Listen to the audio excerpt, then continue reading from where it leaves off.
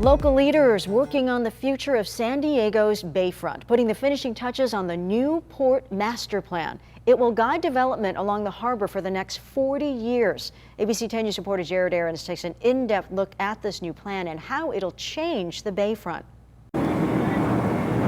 The port is a crown jewel of San Diego, a place where tourists and locals come to work and play. Now, port commissioners want to make sure it stays that way for decades. So what we're preparing right now is an update to that plan, the first that's been done at a comprehensive level since the plan was initially certified in 1981. The new master plan is a 51-page blueprint for development of hotels, parks, and other businesses along the bay.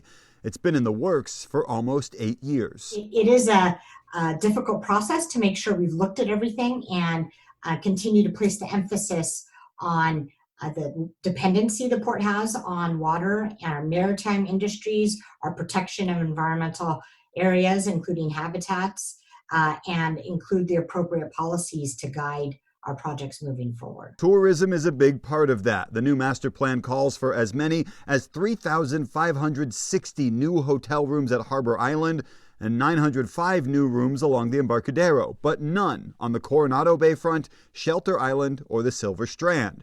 In other areas, it calls for stricter limits on building heights and maintaining street views of the water. And Navy Pier will be turned into open park space.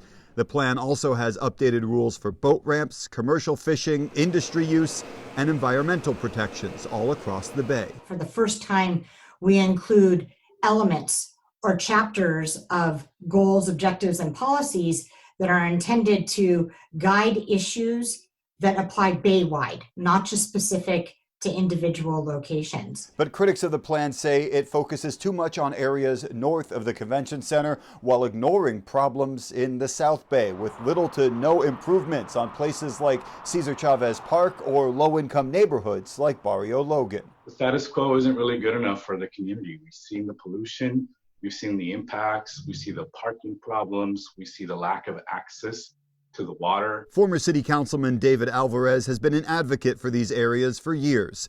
Monday, he asked the commission to do more to help the South Bay, especially in the areas of environmental justice and social equity. That's what we're talking about, policies in writing, commitments long-term to undo some of the harm caused by some of these negative uses along the bay that have polluted the bay, that have polluted the air, that have impacted families for generations. Port commissioners agreed unanimously and say they plan to put social and environmental policies in the final draft.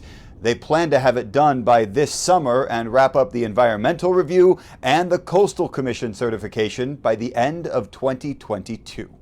Jared Aarons, ABC 10 News. Now, if you would like to see the full master plan, we put a link on our website, 10news.com.